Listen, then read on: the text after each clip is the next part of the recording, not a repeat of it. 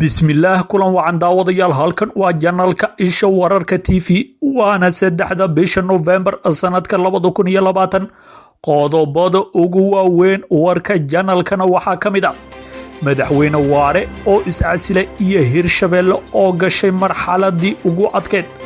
madaxweyne farmaajo iyo gudoomiye Cabdi Xaashi oo loolan adag oo u dhaxeeyo hadaba muxuu yahay loolankaasi dowladda Soomaaliya oo fara badan ka dejisay magaalada Dhuusamareeb iyo warar dheeraada oo laga helayo afalkii isku dayga dilka uu ka badbaaday madaxweyne Qorqor weerar iskugu jira ismiidaamin iyo toogasho oo xalay ka dhacday magaalada Vienna iyo cod bixinta doorashada Mareykanka oo maanta si toos ah u bilaabanaysa hadaba waa kuwee gobolada Mareykanka ee codadkooda uusan dhanna jirin ee lagu loolamayo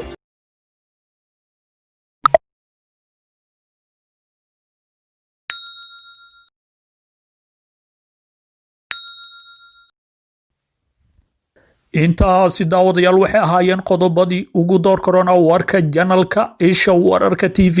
fadlan haddii aan ugu cusubtaa nagu soo biro subscribe sar janalkan si aad uga mid noqoto saaxiibada sida joogtada weelo wararka 24 saacad halkan ku baahino aragtidiina halka hoos noogu reeb muuqaalka share gareeya laagtiin waa inoo muhiim daawadayaal haatanna ku soo dhawaado warkii oo dhameystiran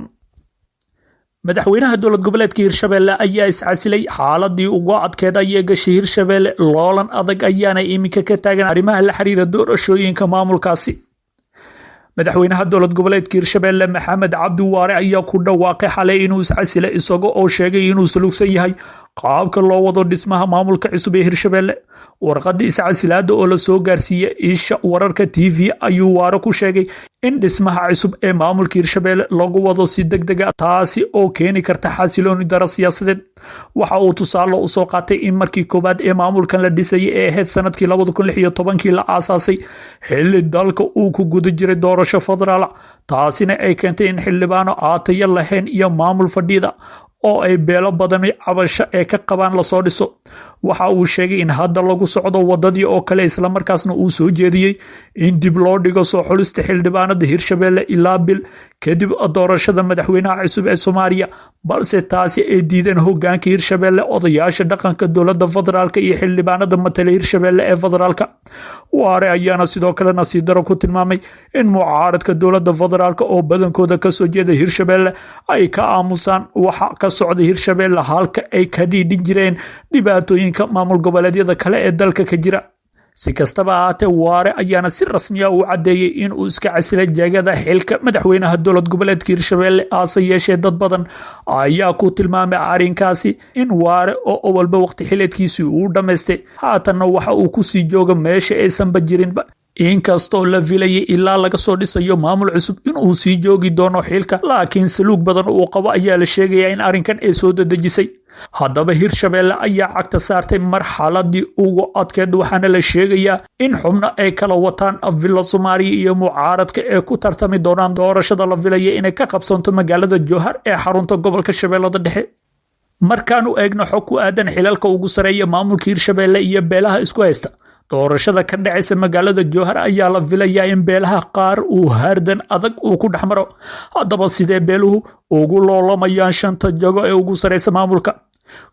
xilka madaxweynaha waxaa ku tartamaya beelaha Abgaal iyo Xawaadle waxaana la sheegayaa in loolan adag ee ugu jiraan xilka madaxweynaha dowlad goboleedka Hirshabelle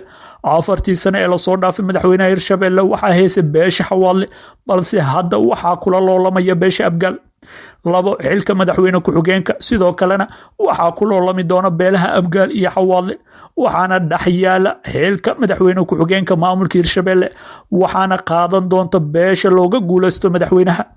2 kamid ah 6 musharax ee la diiwaan geliyay Shabeelle waxa ay u tartamayaan xilka gudoomiyaha baarlamaanka Hirshabelle waxa ayna ka soo jeedaan beesha Gaaljecel 2 musharax waxa ay u taagan tahay xilka gudoomiye ku-xigeenka koobaad ee baarlamaanka Hirshabelle waxa ayna ka soo jeedaan beesha Gugundhabe 2 kamid ah musharaxiinta la diiwaan geliyay shalay waxa ay u tartamayaan xilka gudoomiye ku-xigeenka labaad ee baarlamaanka Hirshabelle waxa ayna ka soo jeedaan beelaha ujeedeen iyo sidoo kale reer oo Xasan waxaa xusid mudan in ay jiraan beelo kale oo aan ku xusnayn loolankan isla markaasna aan ka soo dhex muuqan waxaana kamid ah beesha Jareerweyne odayaasha iyo waxgaradka beeshaasi waxay qabaan in markii la aasaasay Hirshabelle 4 sano ka horba aan la siinin jagooyinkii ay mudnaayeen sidoo kalena waxa ay marar badan sheegeen in dowladda dhexe aysan ku haysan mansabkii ay mudnaayeen si kastaba arrintu aan noqotay maanta ayaa la filayaa xubnaha u taagan guddoonka baarlamaanka Hirshabelle inay khudbadahooda ka horjeediyaan xildhibaanada cusub ee baarlamaanka Hirshabelle xubnaha maanta la filayo in ay jeediyaan khudbadahooda ayaa waxa ay kala yihiin Cabdixakiin Luqmaan Xaaji Maxamed iyo sidoo kale Maxamed Maxamuud Ibraahim Goodir labadaasi shakhsi ayaana u taagan xilka guddoomiyaha baarlamaanka Hirshabelle xilka guddoomiyaha ku-xigeenka koowaad ee baarlamaanka ayaana waxaa ku tartamaya oo iyaguna khudbadooda maanta jeedi doona Siraaji Sheekh Isaaq Cabdulle iyo sidoo kale Saadaq Salaad Warsame sidoo kale guddoomiyaha ku-xigeenka labaad xubnaha u taagan ee maanta khudbadooda jeedi doona ayaana kala ah Mahad Xasan Cusmaan iyo Marwo Canab Axmed Ciise si kastaba Villa Soomaaliya ayaa wadata qaar ka mid ah musharaxiintaasi waxaana la sheegayaa inay caddahay ciidda ku guuleysanaysa guddoonka ugu sareeya baarlamaanka Hirshabelle geesta kalena madaxweyne farmaajo iyo guddoomiye Cabdi Xaashi ayaa loolankii ugu adkaa uu ka dhaxeeya haddaba muxuu yahay loolankaasi xog ee hesha isha wararka TV ayaa sheegaya in khilaaf aad u xogan uu hareeyay ciidda magacaabaysa guddiga doorashooyinka ee xildhibaanada labada aqal ee ka soo jeeda gobolada waqooyi iyadoo uu taagan yahay loolan u dhaxeeya madaxweynaha iyo guddoomiyaha aqalka sare ra-iisul wasaare ku-xigeenka Mahdi Maxamed Guuleed oo wakiilka ah madaxweyne farmaajo ayaa olole ugu jiray inuu soo magacaabo guddiyadan laakiin guddoomiyaha aqalka sare Cabdi Xaashi Cabdullaahi ayaa si weyn uga horjimid qorshaha madaxweyne farmaajo ku doonayo inuu ku soo magacaabo lana wareego guddiga doorashada si ay u soo saaraan xildhibaanada uu doonayo doorashada soo socota shirar ay dhowr jeer iskugu yimaadeen madaxda ka soo jeeda gobolada waqooyi sida guddoomiyaha aqalka sare Cabdi Xaashi Cabdullaahi ra-iisul wasaare ku-xigeenka Mahdi Maxamed Guuleed guddoomiyaha maxkamadda sare Baashi Axmed Yuusuf wasiirada iyo inta badan xildhibaanada ka soo jeeda gobolada waqooyi ayaa lagu guuleysan waayay in heshiis laga gaaro arrintan oo hortaagan in hore loo wado jadwalkii doorashada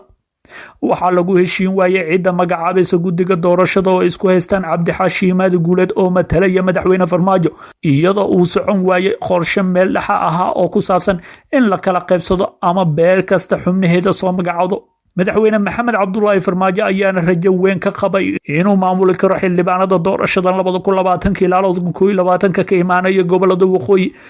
isagoo u maraya ra-iisul wasaare ku-xigeenka ayaana loolan culus ka soo wajahay guddoomiyaha aqalka sare Cabdi Xaashi oo hadda taageero ka helaya madasha xisbiyada qaran ay madaxweynayaashii hore hogaaminayaan arrintan ayaana cadeen u ah sida uu madaxweynaha ugu dadaalayo inuu gacanta ku dhigo maamulka doorashada federaalka iyadoo xildhibaanada Somaliland oo uu arko xubno uu sahal ku heli karo oo qayb ka qaadan kara qorshihiisa ah in dib loogu doorto xilka madaxweynaha Soomaaliya tani ayaana imaanaysa xilli shalay war ka soo baxay xubnaha madasha xisbiyada qaran ay si adag uga hadleen arrinkan isla markaasna ay ku baaqeen in guddoomiye Cabdi Xaashi loo madax banaaneeyo soo magacaabista xubnaha guddiga doorashada gobolada waqooyi dhanka kalena dowladda federaalka Soomaaliya ayaa hub fara badan ka dejisay Dhuusamareeb warar dheeraadna waxa ay ka soo baxayaan weerarkii lagu qaaday madaxweynaha dowlad goboleedka Galmudug Axmed Cabdi Kaariye Qorqor wararka ka imaanaya magaalada Dhuusamareeb ee caasimadda dowlad goboleedka Galmudug ayaa waxa ay sheegayaan in dowladda federaalka Soomaaliya ay hub fara badan iyo rasaas ka dejisay garoonka diyaaradaha magaalada Dhuusamareeb ee xarunta maamulka dowlad goboleedka Galmudug garoonka diyaaradaha Dhuusamareeb ee Ugaas Nuur ayaa waxa ka degtay diyaarad siday sida la sheegay hub badan iyo rasaas waxaana la sheegay in hubkaasi loo waday ciidanka dowladda ee ku sugan Galmudug iyo kuwa dowlad goboleedka Galmudug hoostaga kaasi oo la sheegay in loogu talagalay in ciidankan ay si laba jibaaraan dagaalka ee kula jiraan al-shabaab oo dhawaanba oolgala ka dhan ahba ee ka bilaadeen qaybo ka mid ah deegaanada maamulkaasi hubka ay dhiibtay dowladda Soomaaliya oo ay ku wareejisay ciidanka ku sugan Galmudug ayaa la sheegay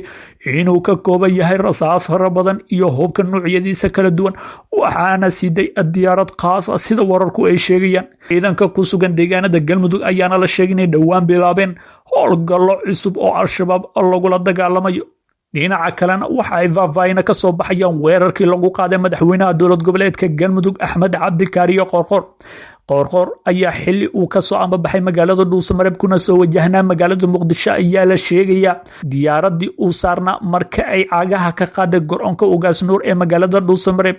in dhowr xabadood lagu riday waxaana qaar ka mid ah mas-uuliyiinta dowlad goboleedka galmudug ay isha wararka TV u xaqiijiyeen in al-shabaab qoriga suuga ah ay ku rideen diyaaradii uu saarnaa madaxweyne qoorqoor iyo mas-uuliyiintii la socotay. xubnaha shaqaalaha saadaasha hawada ee fadhigoodu yahay dhuusamareeb ayaana duuliyaha diyaaradda ku wargeliyeen in rasaas ay ku socoto islamarkaasna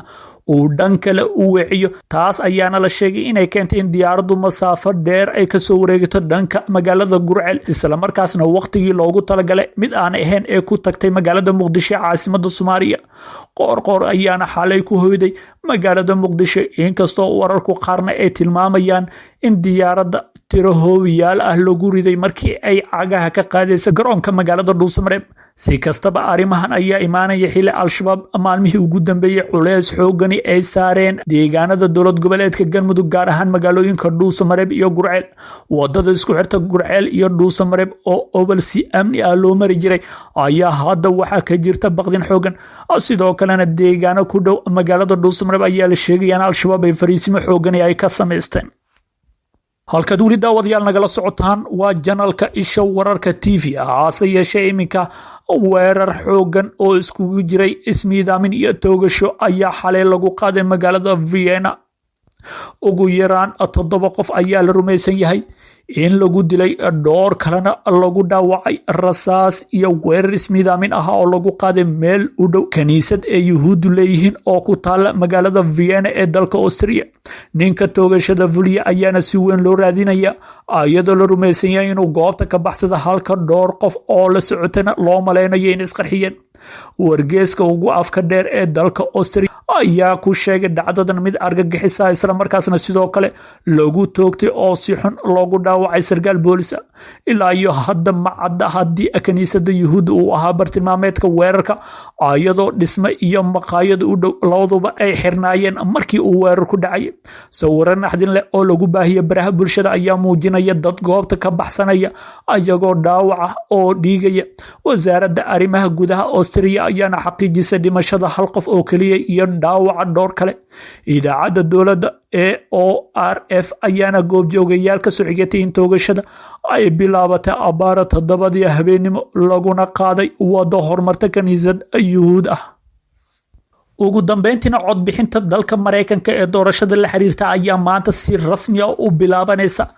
haddaba waa kuwee gobolada Mareykanka ee codadkooda uusan dhanna jirin ee lagu loolamayo.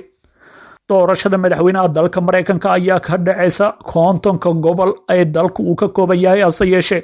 gobolo yar oo fara ku tiris ah oo aan la ogeyn cidda ay dooran doonaan ayaa labada musharax ay xooga saarayaan. gobolada loo yaqaano kuwa isbedela oo xisbi aan ku xooganayn ayaa kuwa go'aamin doona cidda madaxweyne noqon doonta 4 sano ee soo socota. madaxweynaha Mareykanka Trump iyo musharaxa ay isku hayaan tartanka ee xisbiga dimuqraadiga madaxweyne ku-xigeenkiisii hore ee Joe Biden. labada musharax ayaana loolan iyo dadaal ugu jira goboladan iyagoona isku soo baxyo u qabteen taageerayaashooda maalin ka hor. Biden ayaana haysta labada gobol ee ugu dadka badan ee kala ah California iyo New York. afti ay qaadeen warbaahinta NBC iyo sidoo kale Wall Street Journal ayaa waxa ay ku sheegeen in Biden uu ku horeeyo 12 gobol oo ah kuwa aan codadkooda dhan raacsanayn. 51 cod ayaa la sheegayaa in Biden uu ku hogaaminayo halka Trumpna uu haysto 45 cod. haddaba 12 gobol ee go'aamin doona cidda sida rasmiga u noqon doonta madaxweynaha Mareykanka ayaa kala